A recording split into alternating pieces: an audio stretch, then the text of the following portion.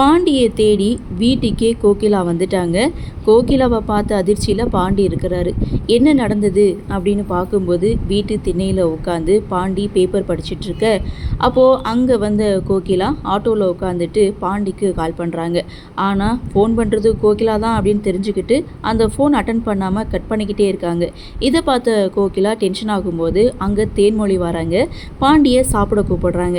உங்களுக்கு பிடிச்ச தேங்காய் சட்னி வச்சுருக்கேன், அப்பத்தா வேற வீட்டில் இல்லை, வாங்க சாப்பிடலாம் அப்படின்னு ஆசையாக கூப்பிடும்போது சரி நீ போ வாரேன் அப்படின்னு பாண்டியும் தேன்மொழியும் பேசிகிட்டு இருக்கதை பார்த்த கோகிலா அந்த சமயம் பார்த்து பாண்டியுடைய ஃபோனுக்கு கால் பண்ணுறாங்க.